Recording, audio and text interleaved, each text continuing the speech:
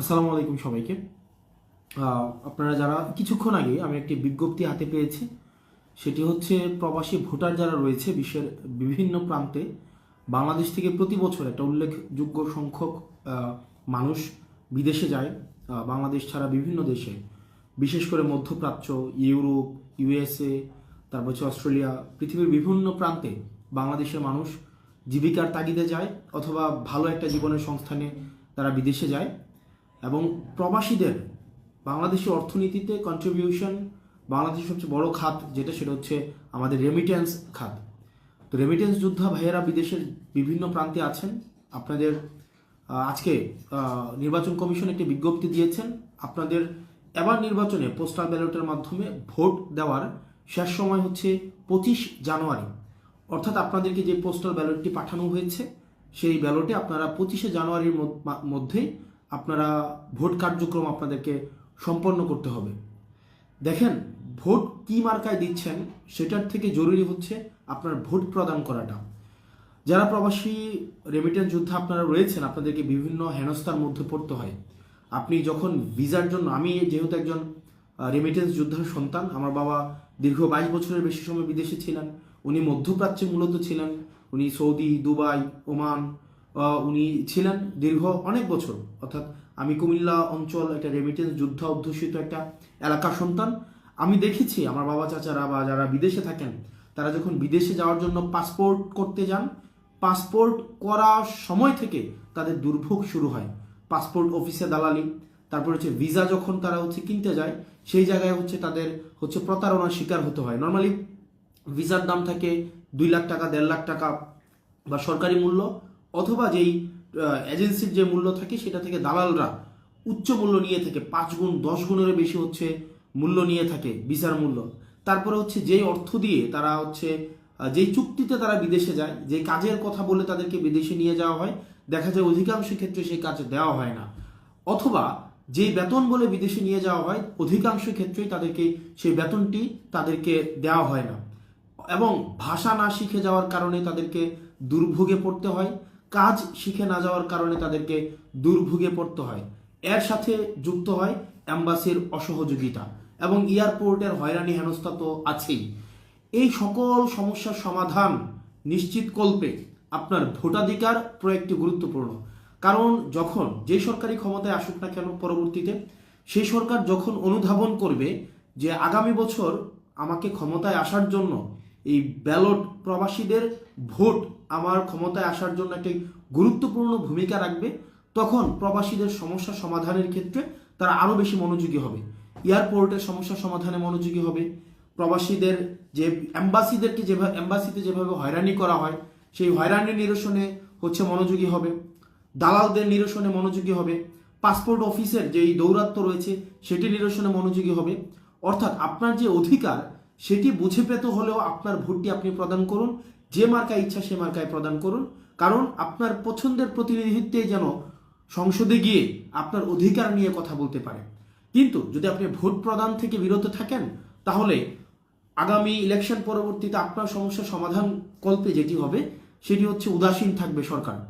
এখন আমরা বিশ্বাস করতে চাই জুলাই গণঅভ্যুত্থানে প্রবাসীদের যেই ভূমিকা ছিল, রেমিটেন্স শাটডাউনের মধ্য দিয়ে এই অভ্যুত্থানে তাদের সরাসরি অংশগ্রহণ ছিল, ঠিক একইভাবে স্বাধীনতা পরবর্তী সময় এখনো পর্যন্ত রেমিটেন্স আমাদের অর্থনীতির একটি অন্যতম কাঠামো শক্তি হলেও এখনো পর্যন্ত প্রবাসীদের দুর্ভোগ লাঘবে সরকার এখনো পর্যন্ত দৃশ্যমান কোনো পদক্ষেপ নেয়নি।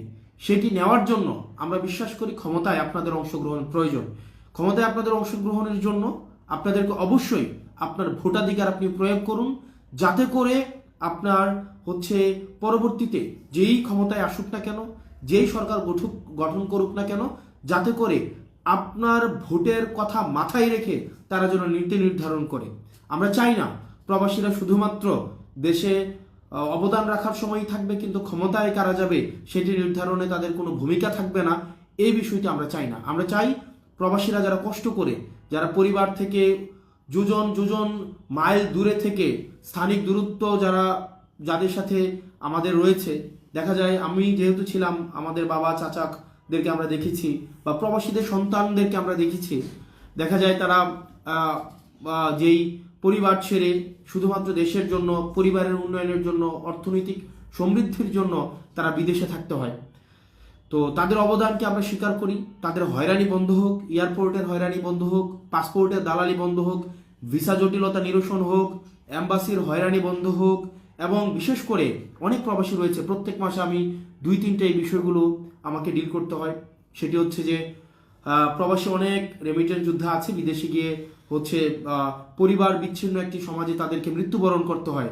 লাশটা আনার সময় দালালদের দৌরত্বের মধ্যে তাদেরকে পড়তে হয়। আমরা চাই না দালালদের দৌরত্বের মধ্য দিয়ে তাদের লাশে বাসায় ফিরে এসে বাড়িতে ফিরে আসার প্রক্রিয়াটাও যেন বন্ধ না হয়। সেজন্য প্রবাসীদের সকল সমস্যার সমাধান নিহিত রয়েছে আগামী ভোটাধিকার প্রয়োগের মধ্য দিয়ে। ইচ্ছা আপনার, আপনি কাকে সংসদে দেখতে চান, যাকে ইচ্ছা আপনি তাকে ভোট দেন, তবে আগামী নির্বাচনে অবশ্যই আপনি ভোটাধিকার প্রয়োগ করুন। আপনার ভোটাধিকার প্রয়োগ থেকে আপনি নিজেকে বিরত রাখবেন না, এবং সেটি সর্বশেষ সময় হচ্ছে 25 তারিখ। এবং রেমিটেন্স যুদ্ধে আপনারা যারা রয়েছেন, দেশটাকে আপনারাও আমাদের মতো ধারণ করেন, আমরা জানি। ইভেন অনেক ক্ষেত্রে বেশি ধারণ করেন। অনেকে আছে, আমি অনেকের সাথে আমার কথা হয়, যারা দেশে কখনো না আসলেও তাদের সমস্যা নেই, তারা অলরেডি বিদেশে প্রতিষ্ঠিত, তারা বিদেশে দেশ থেকে কিছু নিয়ে যাবে, তাদের এই ধরনের কোনো দেশের প্রতি এই ধরনের কোনো প্রয়োজনীয়তা তাদের নেই। না থাকা সত্ত্বেও দেশের প্রতি তাদের যেই আন্তরিকতা, দেশের প্রতি তাদের যেই অকৃত্রিম যে কৃতজ্ঞতা, দেশের প্রতি তাদের যেই দায়বদ্ধতা, সেই দায়বদ্ধতা আমাদেরকে আরো বেশি দায়িত্বশীল করে। কারণ তারা দেশকে দিচ্ছে, দেশ থেকে আসলে কিছু নিচ্ছে না।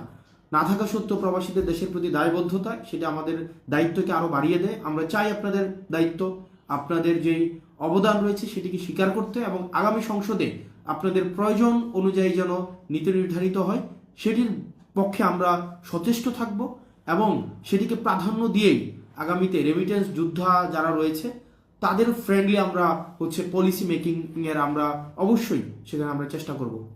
যেখান থেকে আপনারা দেখছেন, আপনারা রেমিটেন্স যোদ্ধা যারা রয়েছেন, আপনারা অবশ্যই ভোটাধিকার প্রয়োগ করুন, যাতে করে আপনাদের এই সমস্যাগুলো লাঘব হয়, যাতে করে আপনারা আর হয়রানির শিকার না হন। এবং যে বিষয়টি সেটি হচ্ছে যে